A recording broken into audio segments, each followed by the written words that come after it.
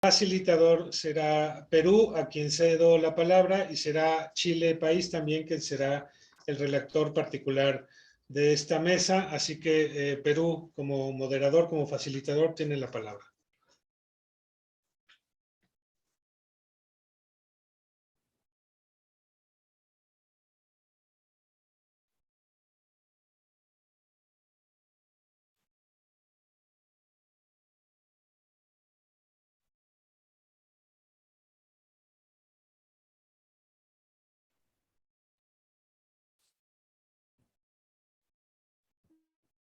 Está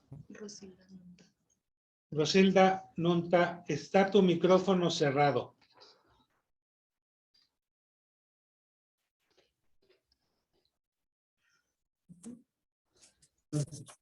Ahora sí.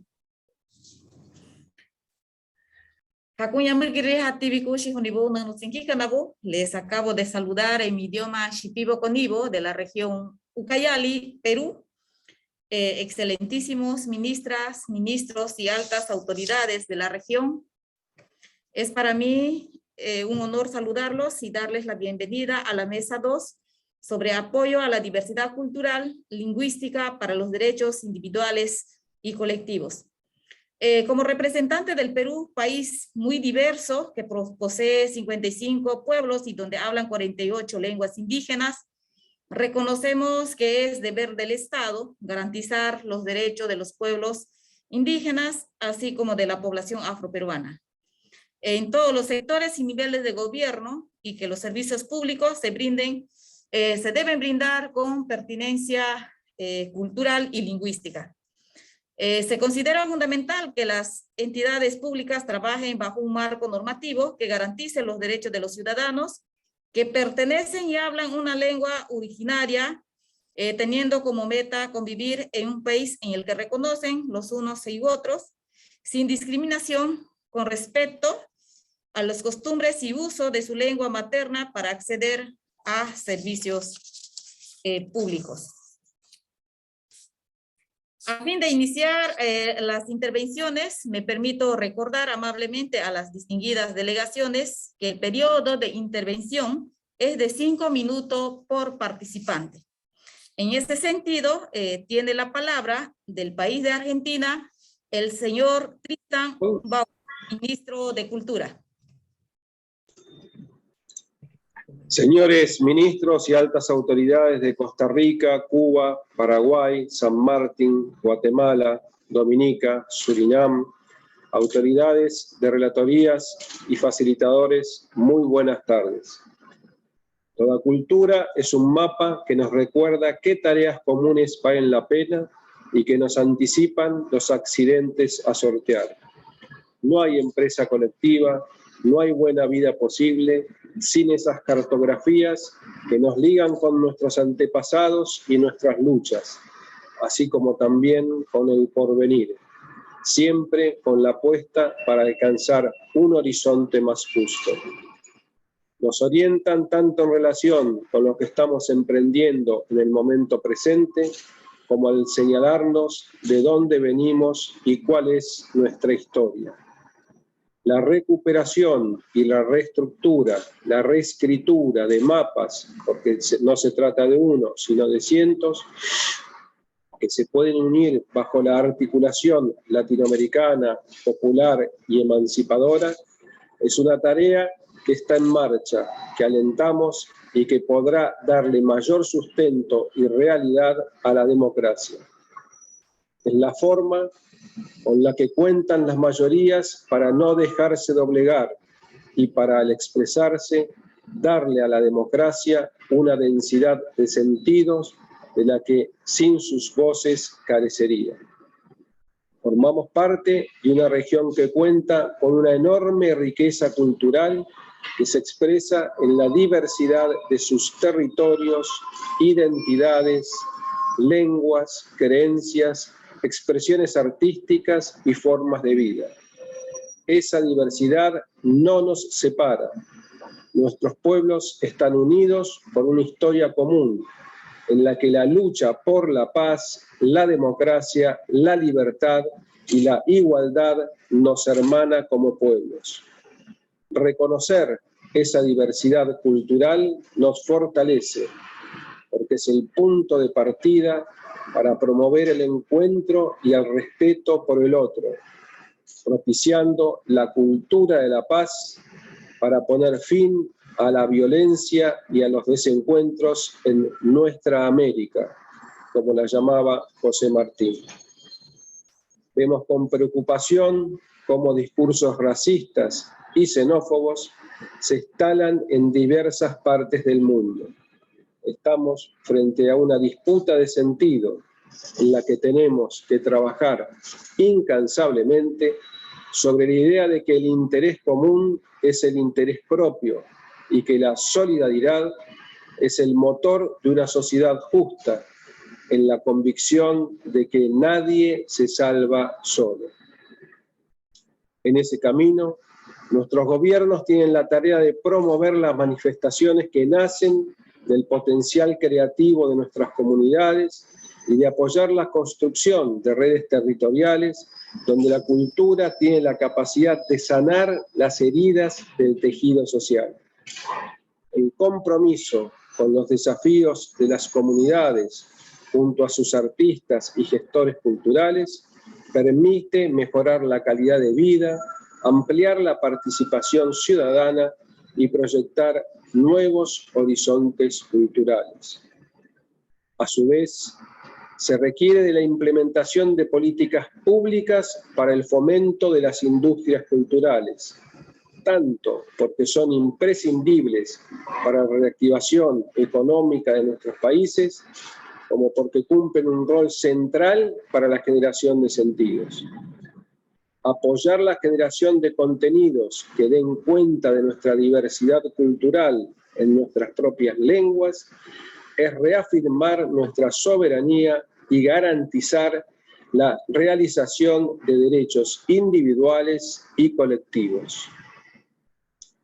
Cada una de nuestras lenguas expresa una forma de sentir y de pensar nuestros territorios. Consideramos que en América Latina se hablan aproximadamente más de 400 y en Argentina más de 20 lenguas indígenas. Estas no son solo un medio de comunicación. Se pierde una lengua y con ella se pierden mundos infinitos. Se borran esos mapas que nos guían con el fin de sumergirnos en un puro presente en el cual el consumo, para quienes estén habilitados a él, lo sea todo. Por eso luchamos todos los días contra las diferentes formas de colonialismo y creemos que los esfuerzos colectivos y conscientes emprendidos por un pueblo para lograr su soberanía constituyen una plena manifestación cultural. En este punto, debemos considerar el despliegue sin precedente de la digitalización en todos los ámbitos de nuestras vidas. Con la llegada de la pandemia, este fenómeno se profundizó y ya en pleno siglo XXI es evidente que muchas de las actividades humanas han migrado a la virtualidad, lo que nos obliga a analizar, comprender y habitar ese territorio digital que irrumpió con fuerza de la mano de Internet y que adquirió un volumen notable a través de las redes sociales. Sonidos, letras, imágenes se transforman en datos, unos y ceros, que circulan por la fibra óptica. Este nuevo mundo de dimensiones aparentemente inmateriales tiene, sin embargo, un entramado absolutamente material formado por fibras ópticas, servidores satelitales y distintos dispositivos tecnológicos que se despliegan por el planeta.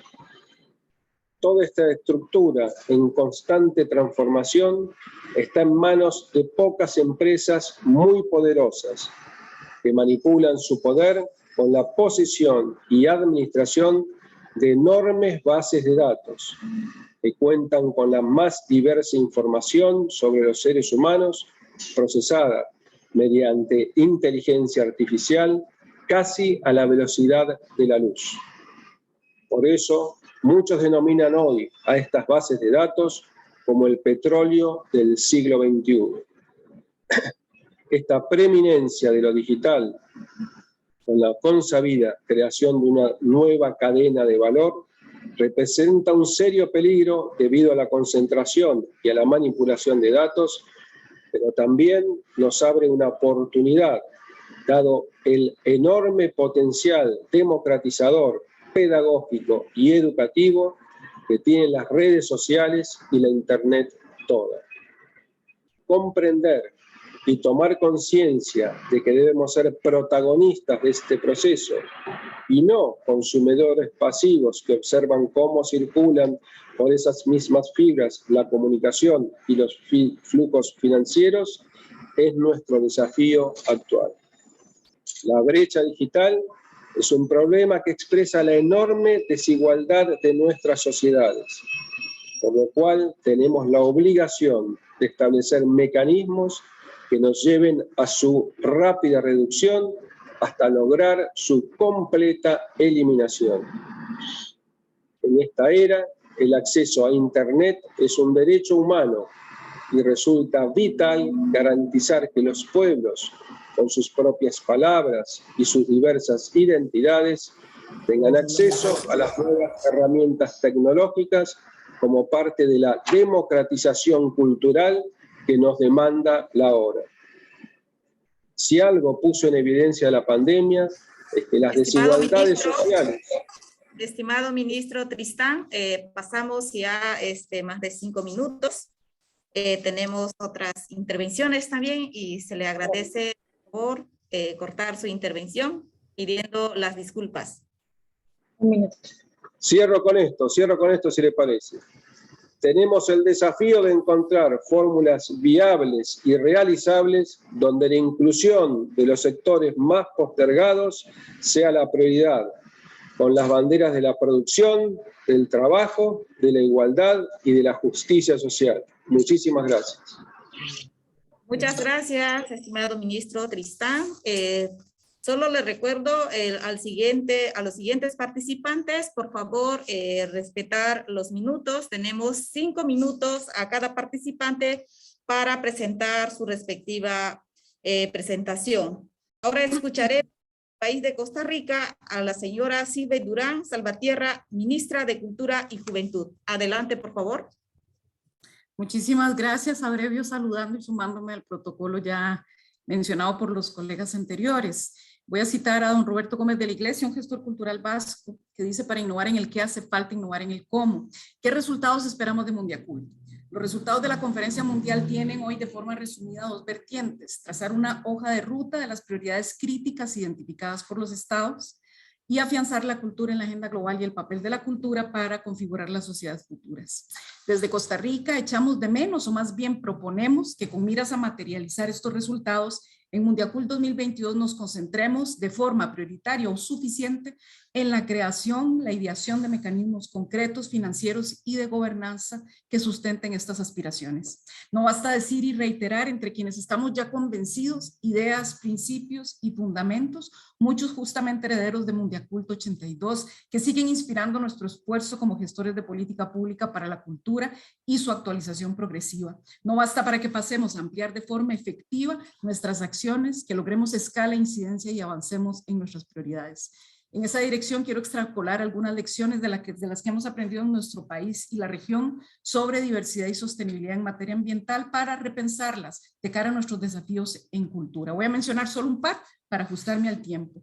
En materia de ese amplio universo de saberes y haceres que es la cultura, patrimonio, creatividad, recursos culturales, agentes diversos con todas sus dinámicas y procesos, como en ambiente hay lo que podríamos concebir como una zona de bosque primario, de la creatividad, de la gobernanza, de la convivencia, que incluye todo aquello que debe mantenerse o gestionarse justamente como bien público, como el objeto fundamental de nuestros derechos culturales y que no puede monetizarse, entregarse o siquiera vincularse al mercado como herramienta de sustentación y distribución sin priorizar lo que nos reporta y pone en juego en materia de valores de convivencia, arraigo identitario, afectos y tejido social, códigos básicos compartidos y formas de socialización en el espacio público. Otra zona complementaria sería específicamente justamente mercado, modelos o formas de gestión que se abocan prioritariamente al desarrollo y la profesionalización de los sectores y actividades creativos, de la monetización de bienes y servicios para la generación de ingresos que sustenten y dignifiquen a las personas trabajadoras de la cultura y que además son fundamentales también para su sostenibilidad, la de esas personas, de nuestros acervos, la sostenibilidad de las actividades en nuestros espacios de convivencia. Y por supuesto para generar riqueza que traiga bienestar con las actividades productivas a comunidades y trabajadores. Como pasa con los recursos naturales, esas dos zonas se traslapan. No todas sus formas de aprovechamiento o gestión son sostenibles, éticas, favorables al bien común o al bienestar de las personas y las comunidades con todo lo que ello implica.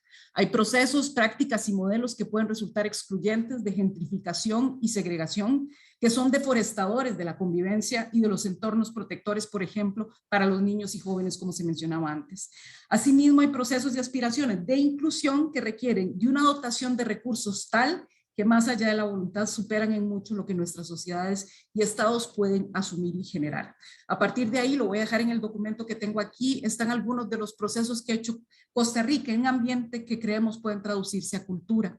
En resumen y de cara, voy a leer nada más este. Hoy no hablamos solo de reforestación o responsabilidad ambiental, hablamos de economía circular, de economía regenerativa, de una profunda transformación productiva para la descarbonización. Eso incluye saltos paradigmáticos, pues si por años parte de nuestros mecanismos verdes se financiaron con los impuestos a los combustibles fósiles, hoy que necesitamos superar su uso más radicalmente, debemos rediseñar mecanismos tributarios de inversión pública para seguir avanzando en esa agenda por el planeta.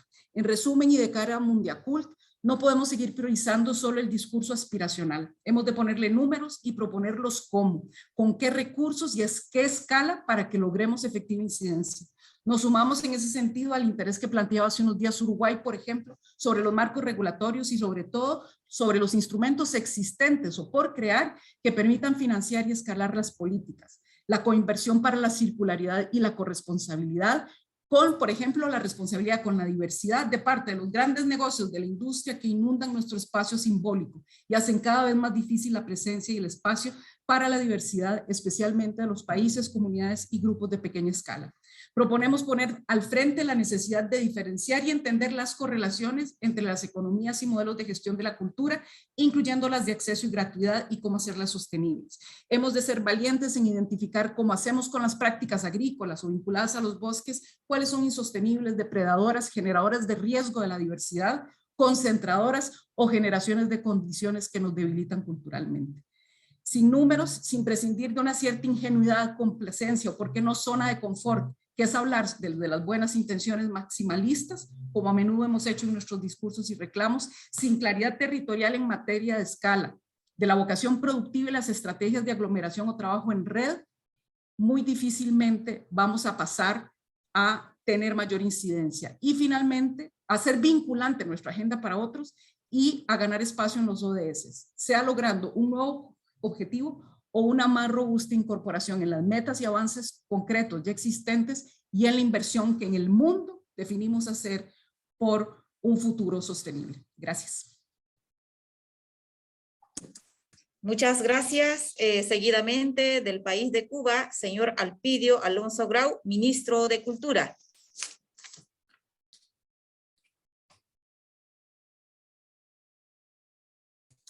Su micro, por favor, señor ministro.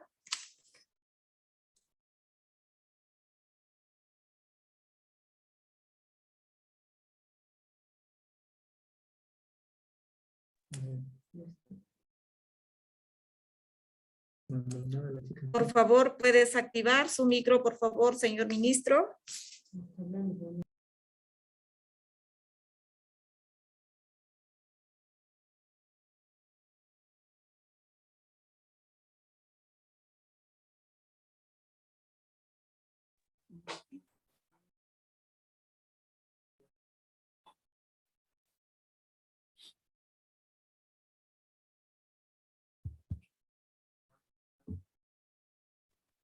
Sí, adelante.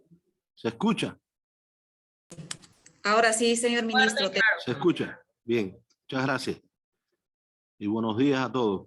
Excelentísima señora Alejandra Fraustro Guerrero, secretaria de Cultura del Gobierno de México. Excelentísimo señor Ernesto Otones Ramírez, subdirector general de Cultura de la UNESCO. Estimados ministros, ministras y otros participantes en esta consulta regional. En nombre de Cuba, les extiendo un grato saludo y agradezco la invitación de México a participar en la presente consulta regional preparatoria de la Conferencia Mundial de la UNESCO sobre Políticas Culturales y Desarrollo Sostenible Mundiacul 2022. De antemano les pido un mínimo de indulgencia porque estoy atravesando un proceso de inflamación pulmonar que me mantiene una tos prácticamente insoportable, pero nuestro interés por participar en la consulta, bueno, nos ha traído hasta aquí. Un abrazo.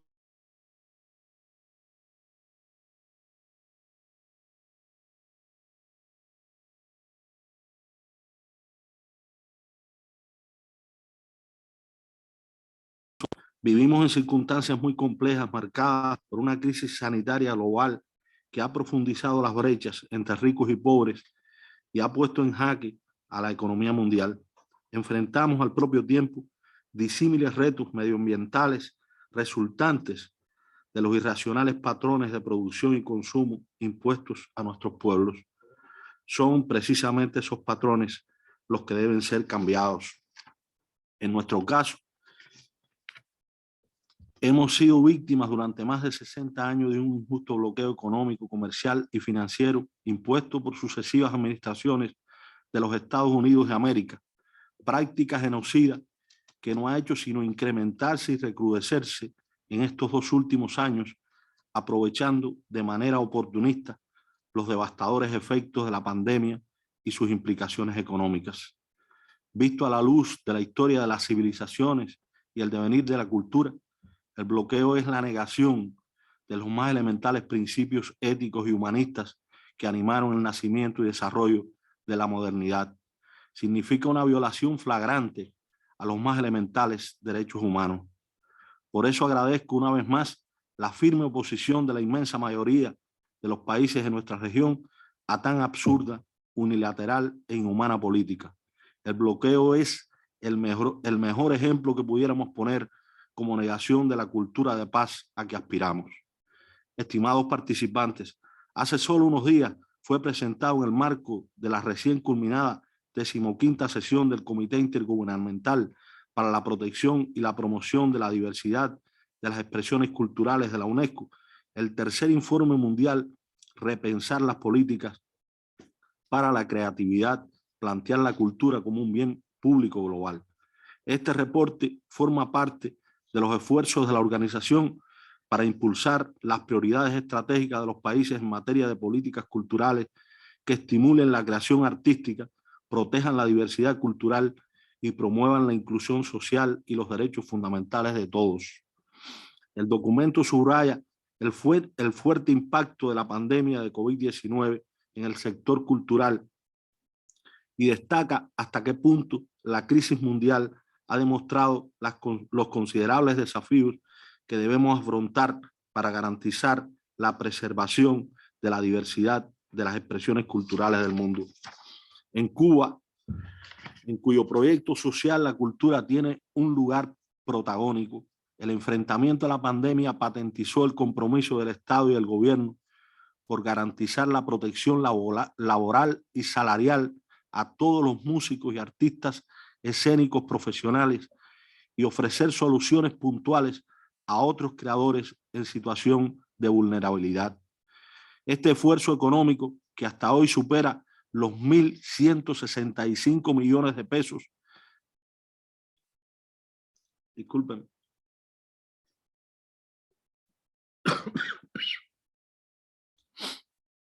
repito,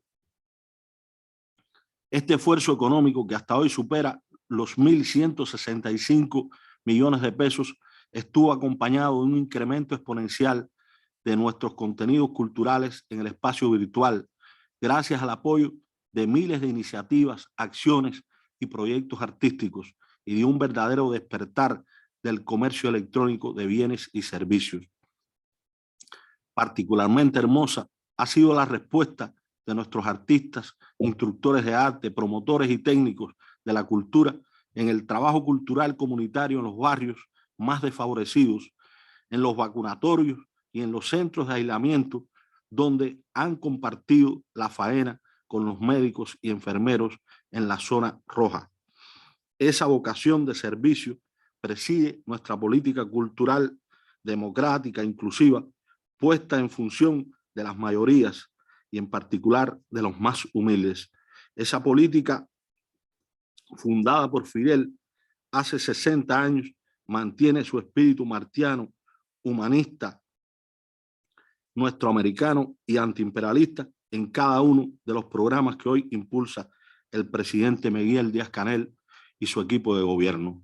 Para nuestra satisfacción, el nuevo informe de la UNESCO reconoce parte de los esfuerzos cubanos para enfrentar la crisis de COVID-19, gesto que agradecemos, particularmente en lo que respecta a la contribución de las organizaciones de la sociedad civil cubana en la implementación de la Convención de 2005 sobre la protección y promoción de la diversidad de las expresiones culturales y al destaque de la 13 Bienal de La Habana como un ejemplo exitoso de cooperación sur-sur, desarrollado en condiciones de franca hostilidad mediática, liderada por medios e instituciones financiadas con recursos públicos aportados por agencias federales de los Estados Unidos. A pesar de ello, nuestra Bienal ha sido un éxito. Estimada Secretaria de Cultura y demás colegas, camino a Mundiacul 2022, quisiéramos expresar a continuación algunas ideas que pudieran contribuir al informe final de nuestra consulta regional, que están en línea con lo planteado por otros compañeros. Debemos promover de manera más amplia la diversidad cultural de nuestros pueblos mediante el empoderamiento de los actores sociales y la defensa de sus derechos culturales en función del crecimiento espiritual de las actuales y futuras generaciones. Resulta imperioso apoyar el desarrollo de las industrias culturales y creativas por su importancia para la generación de empleos y medios de vida sostenibles, sin renunciar al principio de que la cultura es un bien público universal. También con ello puede contribuirse a la emancipación y el desarrollo. Debemos de impulsar mecanismos de movilización de recursos financieros con el fin de apoyar los esfuerzos nacionales en materia de ejecución de políticas culturales. Es necesario conceder mayor prioridad a la inversión en tecnologías de la información y la comunicación en favor del fomento de la cultura y la gestión estratégica del conocimiento, así como para fortalecer los sistemas de información cultural. Urge consolidar estrategias integradas y señor ministro, por favor, señor ministro, ya pasó su hora. Por favor, a ver si vamos cortando, por favor. Sí, termino ya, me queda un párrafo. En nuestra, repito, consolidar estrategias integradas y multifactoriales de cooperación entre nuestras naciones que contribuyan a la creación de un sector cultural regional más robusto y resistente, plenamente anclado en las políticas públicas y en las perspectivas de desarrollo sostenible de nuestros respectivos países.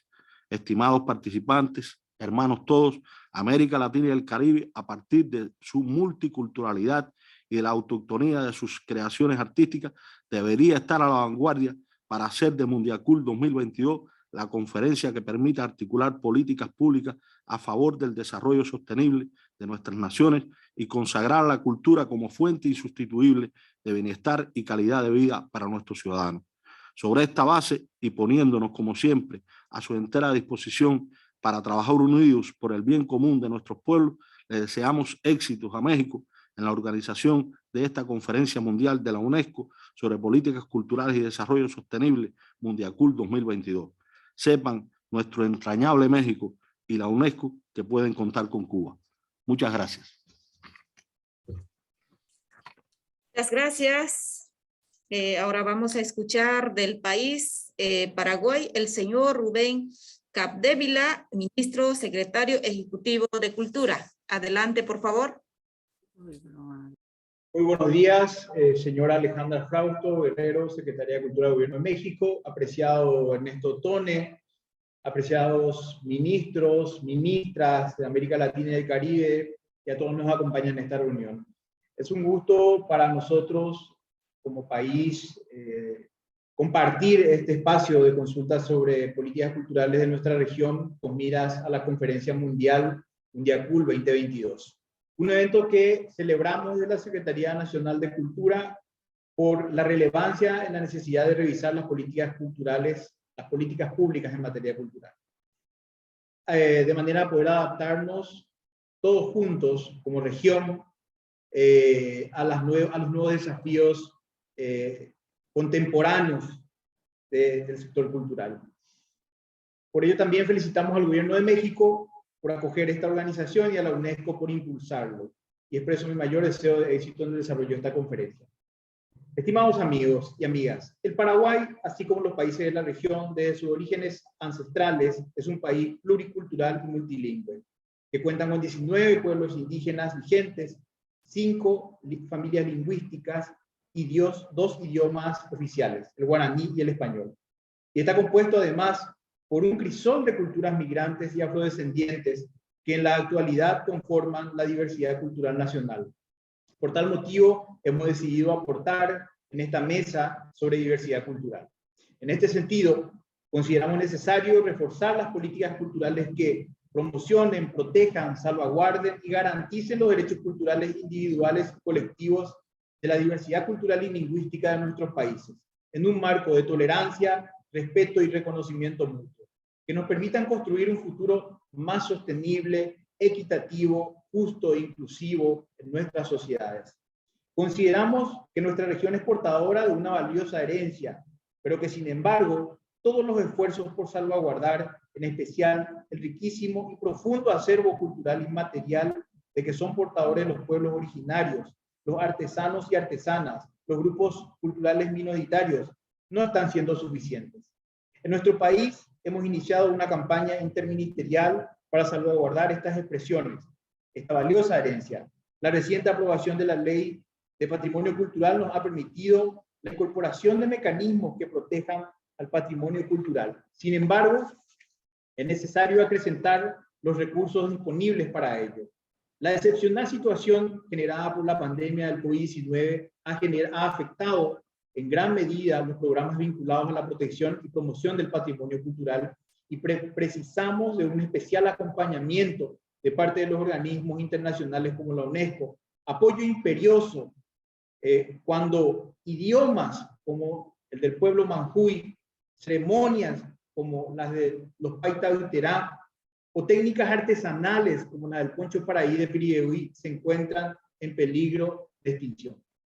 Por otro lado, debemos considerar que la crisis de la pandemia que ha afectado de manera sustancial al sector cultural nos ha impuesto desafíos a todos nuestros países. Ante las grandes debilidades del sector que quedaron a la luz, sobre todo la alta vulnerabilidad social de los diversos agentes culturales ante la situación de confinamiento. Esto nos ha impuesto retos desafiantes en la definición de políticas culturales que permitan garantizar el acceso y la participación ciudadana en la vida cultural, así como el respeto y la promoción de procesos culturales y la protección del patrimonio cultural, teniendo en cuenta el aumento en las brechas de desigualdades por las limitaciones en el acceso a las tecnologías y a la necesaria adaptación a nuevas modalidades de empleo cultural. Y con ello, la importancia de construir marcos normativos que se adapten a las nuevas tendencias de consumo y circulación digital de los contenidos culturales.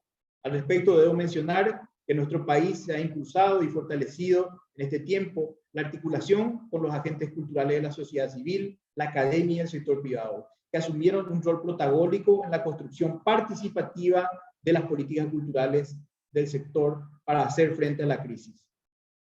Por otra parte, hemos identificado que la necesidad de contar con datos cuantitativos del sector cultural de modo a dar respuestas concretas desde el gobierno se ha vuelto determinante. En Paraguay hemos impulsado el Registro Nacional de Artistas y Gestores y Organizaciones Culturales en plena pandemia de modo a identificar estos agentes y considerar su contribución al desarrollo de los distintos territorios a nivel nacional.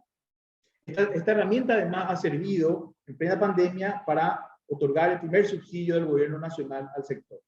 A su vez, en cuanto al desarrollo de la economía cultural y creativa, vemos necesaria la construcción de indicadores a nivel local por sectores para permitir visibilizar la contribución económica y social de las actividades culturales para el desarrollo territorial y de esta manera consolidar la dimensión cultural del desarrollo, que permita destinar mayores recursos a la cultura desde los gobiernos locales y el sector privado, y con ello aumentar y descentralizar la inversión pública en materia cultural. Consideramos necesario colocar a la cultura como el eje central del desarrollo. Este es el gran desafío: la superación de situaciones de pobreza y pobreza extrema, de las limitaciones en el acceso a la educación de calidad y disponibilidad de acceso a herramientas digitales por parte de niños, niñas, jóvenes y adultos en todas las comunidades, de forma accesible y a través de programas adecuados. Puede convertirse en un elemento clave para el desarrollo tanto de aspectos económicos como la incorporación de comprensiones diversas de la realidad, ambos elementos claves para desarrollar una cultura de la paz y respeto mutuo. Consideramos importante en este tiempo que desafía enfoques novedosos iniciar un debate profundo con relación a la relación entre cultura y educación. Los modelos vigentes están siendo sometidos a duras pruebas para dar respuesta a los complejos escenarios que transitan estudiantes de todos los niveles educativos y desde las profundas transformaciones que las nuevas generaciones están sufriendo. Y termino con esto. ¿Cómo abordar la educación desde una perspectiva cultural? Puede ser una gran pregunta. ¿Cómo mejorar las asignaciones presupuestarias para la educación desde la cultura? ¿Cómo las diversidades culturales deberán ser reconocidas, protegidas en el ámbito educativo? ¿Y cómo abordar debates amplios sobre ellas?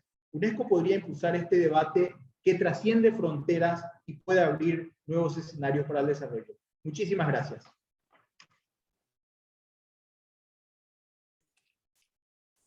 Muchas gracias. Ahora escucharemos del país del Reino Unido, Saint Martin, Miss Rose Fleming, oficial principal de políticas para el Departamento de Educación. Adelante, por favor. Hello, good morning, and happy Buenos Valentine's. días. Feliz Día de la Amistad para todos mis colegas de la América Latina. Y me da mucho gusto estar aquí ante ustedes justo en apoyo de una política cultural, más sólida. Quisiéramos ver cómo podemos proteger a las metas de los grupos y acabar con la discriminación hacia ciertos miembros del grupo. Queremos realmente tomar una postura para tener más desarrollo dentro de lo que les interesa, sobre todo los aspectos lingüísticos y culturales. Lo podemos ver como algo que aglutina, que ayuda a las personas a solidarizarse. Creo que es muy importante tratar de proteger el entorno, el medio ambiente y también asegurar un desarrollo cultural y lingüístico. Hay derechos colectivos y muchos podrían dudar de esto, qué tan importante es. Tal vez esto es a través de los grupos minoritarios. Este concepto es bastante sólido. Yo veo que hay muchos profesores que abogan por los derechos colectivos. El profesor Michael Ashner dice, hay que respetar estas políticas de tolerancia. También protegen los derechos lingüísticos. Muchas veces los derechos individuales se reflejan en los derechos colectivos. Yo estaría de acuerdo con el profesor Ash. Sin embargo, hay que dudar, hay que cuestionar esto y ver si las personas realmente pueden recibir una protección cabal socialmente, culturalmente, lingüísticamente. ¿Es posible lograr esto? Entonces, sobre todo los derechos colectivos indígenas, también hay que reconocer sus derechos. Sin embargo, muchas veces hay un vacío cultural. ¿A quiénes vamos a proteger? ¿Qué vamos a proteger?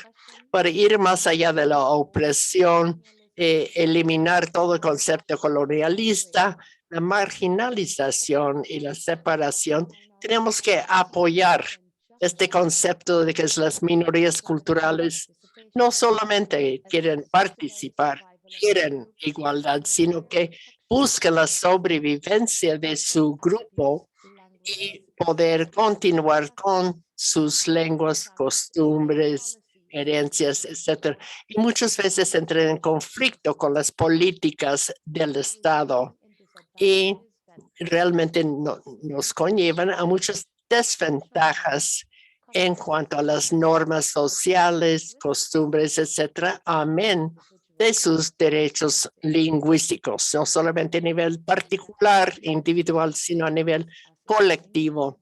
Así que hay que respetar los derechos colectivos de la gente, sobre todo en cultura y lengua, porque hay muchas ventajas para su autodeterminación y su actualización para poder avanzar en la agenda de los derechos humanos, aceptar a las minorías culturales como un hecho real de la vida real.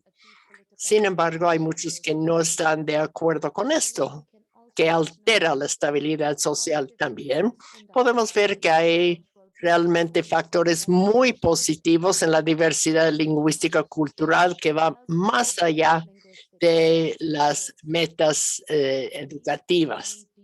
Entonces, yo creo que estas ventajas nos van a conllevar a más reconocimiento, a respetar la igualdad entre los individuos, acercarnos más y separarnos menos.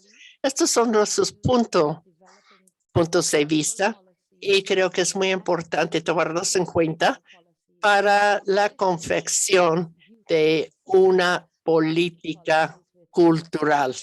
Entonces, creemos que es muy importante para nuestro bienestar. Muchas gracias. Muchas gracias. Ahora escucharemos al representante del país de Surinam, la señora Sandra Clement, asesora de políticas.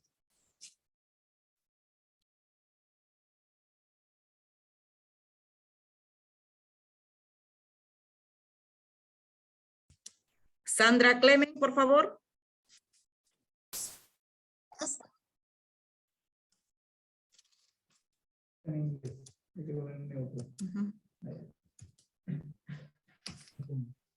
Thank you.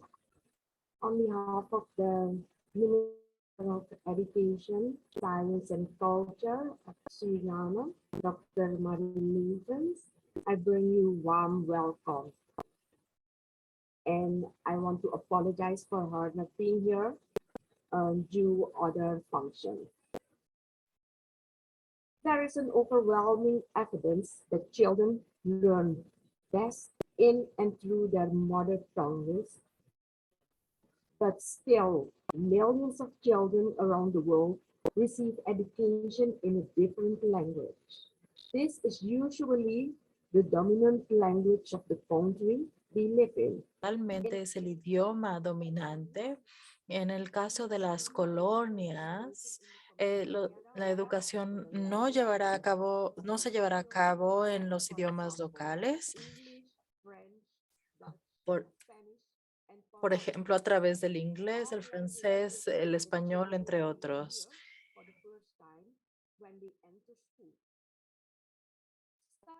Varios de estos idiomas son necesarios para los niños al momento de entrar a la escuela. Los idiomas pueden ser el medio de instrucción para niños, especialmente a nivel preescolar.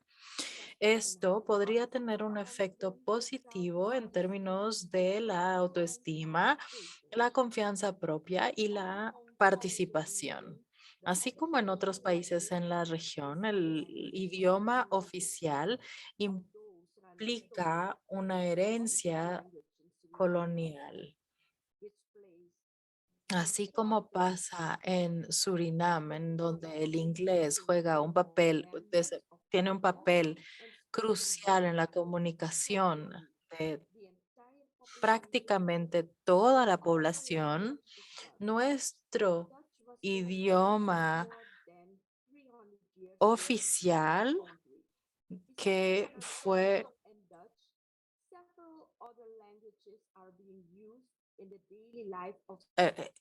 el holandés.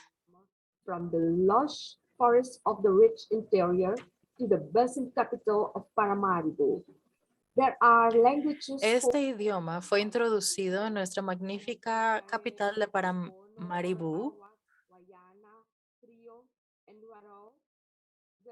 y se habla en diferentes localidades.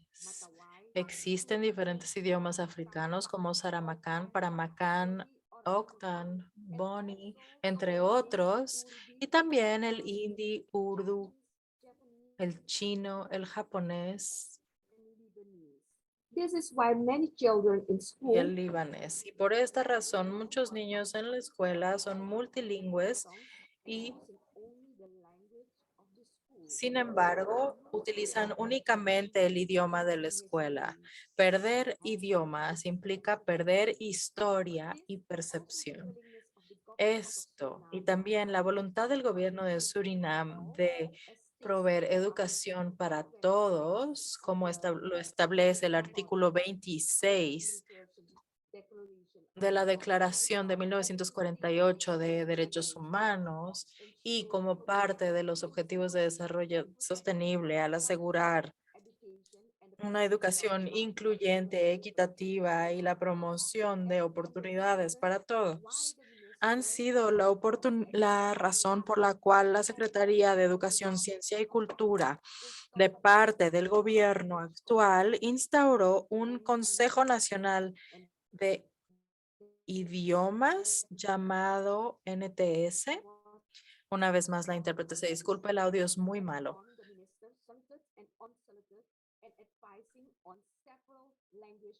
Que aborda los temas con respecto a los idiomas.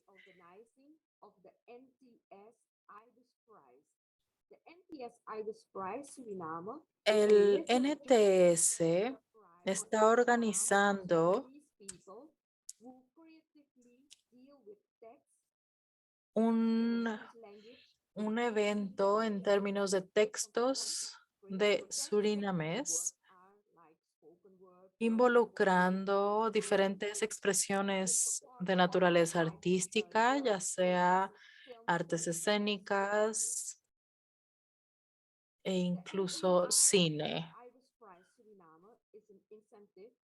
Este es uno de varios incentivos que buscamos desarrollar para fomentar una identidad cultural en Surinam, así como el aprecio de valores culturales dentro de nuestra sociedad y nuestras comunidades.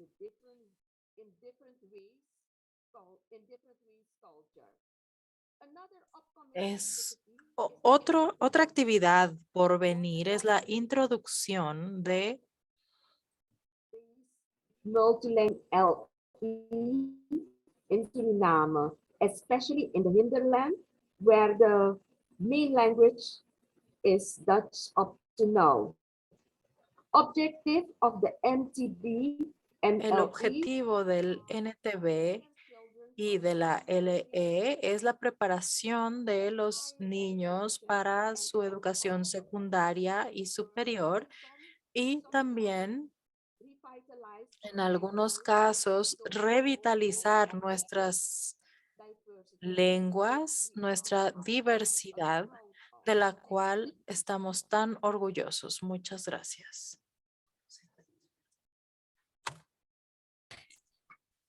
Muchas gracias. Sin lugar a dudas, las intervenciones de las distinguidas autoridades aquí presentes nos han mostrado la diversidad cultural de sus países, al mismo tiempo su enorme y riqueza potencial. Quiero invitar a las distinguidas autoridades a iniciar una ronda de debate en la que cada intervención contará con máximo de 2 minutos. Y para lo cual solicito puedan pedir el uso de palabra a través del chat.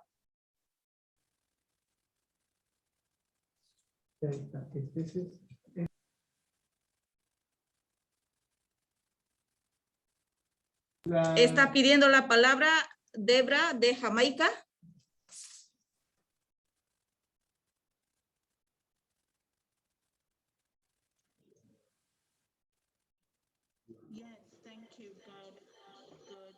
Sí, muchas gracias. Buenos días.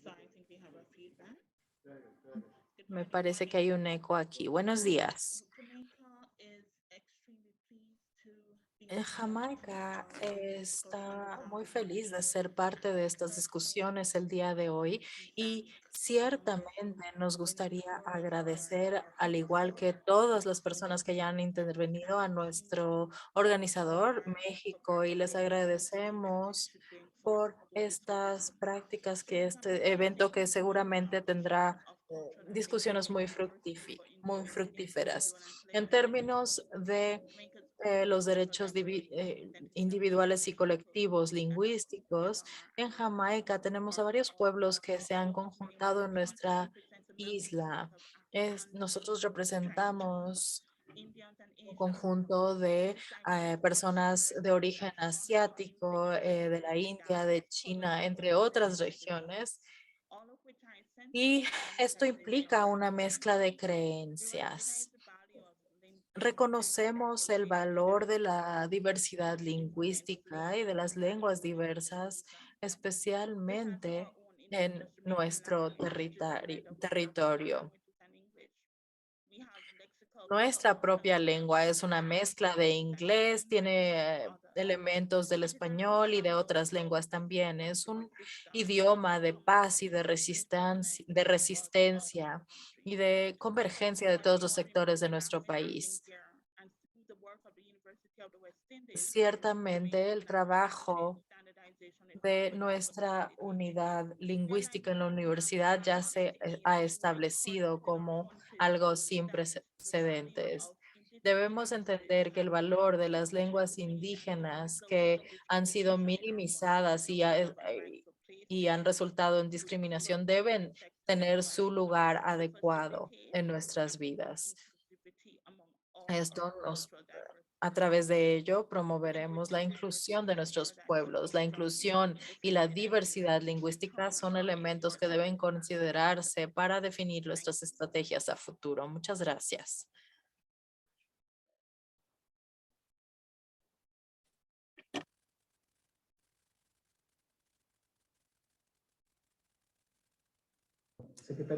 Seguidamente vamos a, escuchar a Alejandra Frausto. Muchas gracias. En primer lugar, agradecer a todos quienes han participado en esta mesa. Que te mejores, estimado y querido Alpidio, de tus pulmones.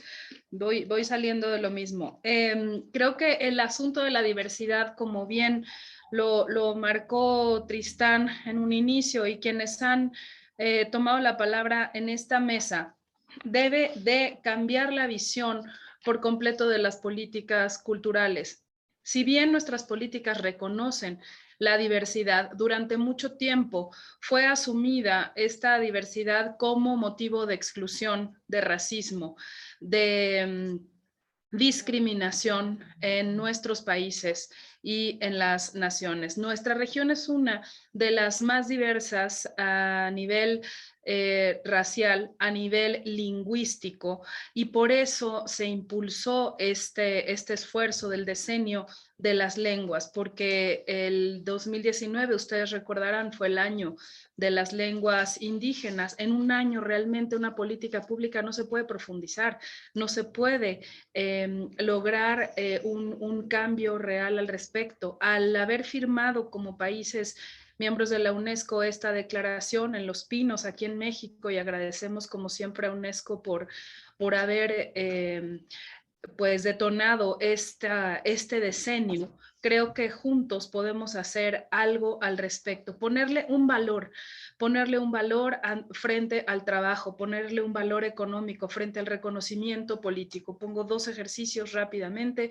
Uno fue: las lenguas toman la tribuna, las 68 lenguas que tiene México con 364 variantes, tomaron la principal tribuna del país. Cada vez que iniciaba el Congreso de la Unión una sesión en diputados, había antes de la sesión un orador en una de las lenguas indígenas. Esto ha detonado ya en un libro y una publicación, y el acostumbrarnos y ser parte también tienen un papel fundamental las tecnologías, las radios comunitarias, los medios electrónicos para la preservación de las lenguas. El otro ejemplo que tenemos ahora es con la Administración Pública Federal en la solicitud de trabajo. Si se domina una lengua indígena, se tiene un puntaje mayor para acceder a un trabajo, cuando antes era un motivo de exclusión y de racismo. No solo hay que dominar o conocer una lengua extranjera, sino conocer las propias lenguas. Y estas son acciones afirmativas que van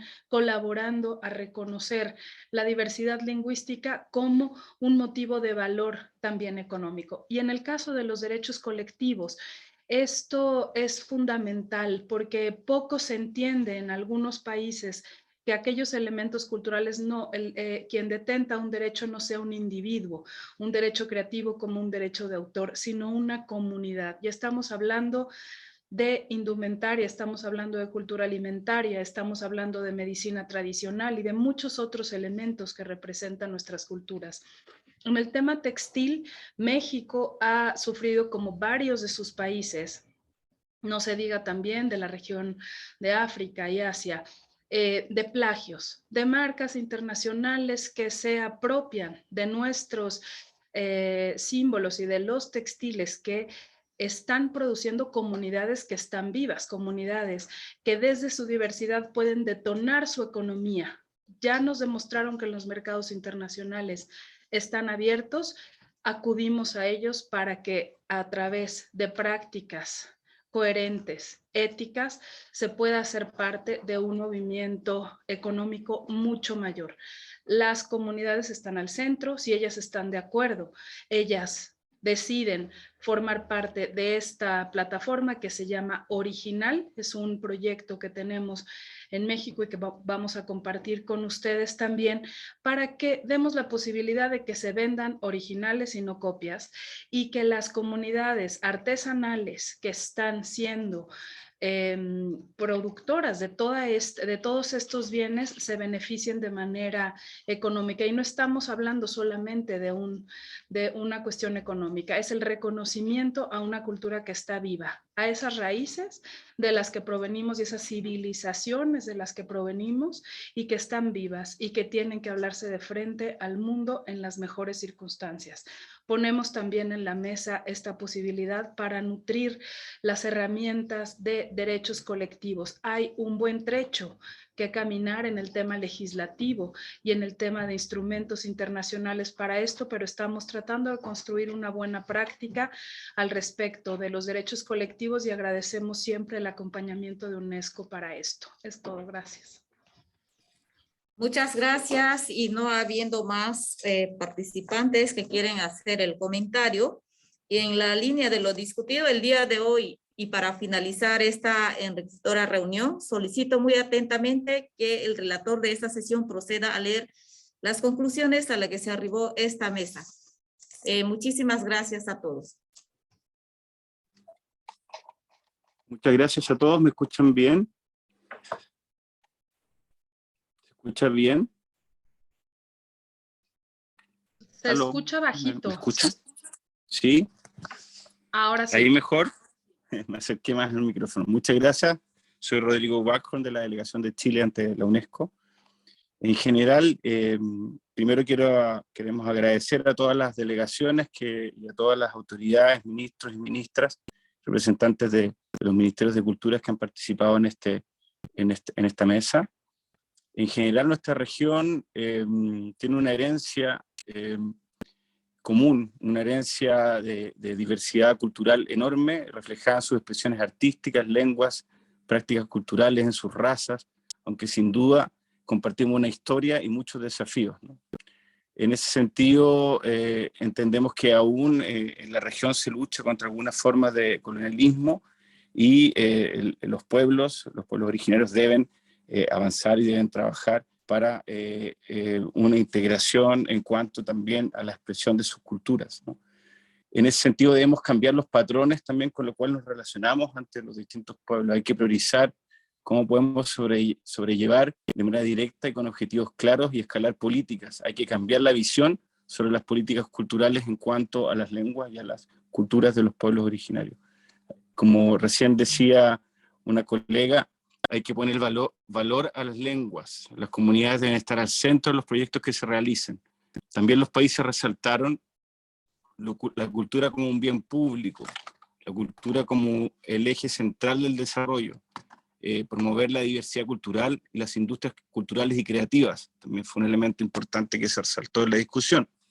Sobre los retos y oportunidades, se reflexionó sobre las oportunidades de la inteligencia artificial al momento en manos de pocas empresas, que puede ser una manera también de poder difundir y avanzar en este desafío. Lo mismo en cuanto a la brecha digital, la importancia de que seamos creadores de contenidos que respeten la diversidad cultural y lingüística de la región. Los desafíos presentados por la pandemia y el papel del Estado en la protección de los creadores culturales y promoción de las industrias creativas en esta reactivación post-pandemia. Asimismo, se señaló la importancia de apoyar la construcción de redes territoriales desde la cultura, donde la cultura tiene la posibilidad de sanar el tejido social, la calidad de vida y la participación ciudadana.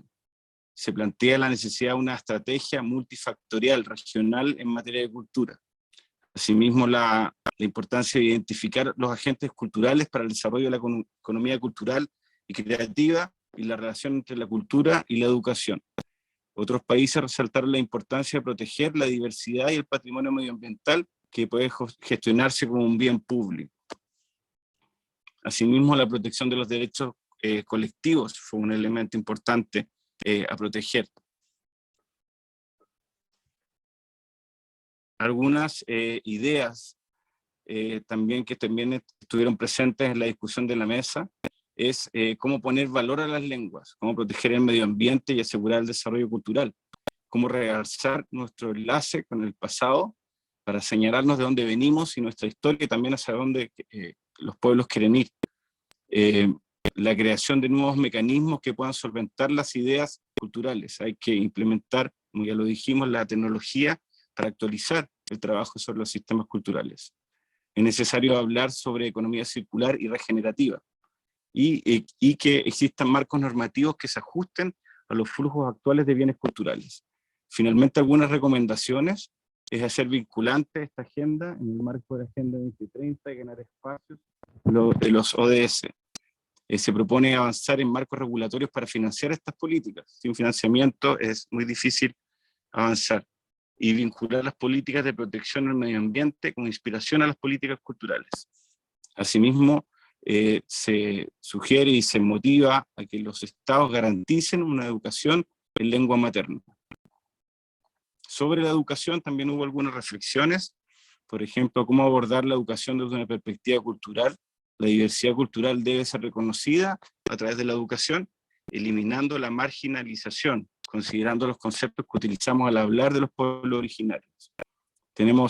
Muchos coinciden que tenemos un problema en la educación de los pueblos, ya que hubo un proceso de colonización y luego no fue rescatado el idioma, no fue puesto en valor. Es importante que el idioma sea una fuente importante en la educación, en general en todas las materias. Y con eso concluyo mi reporte. Muchas gracias.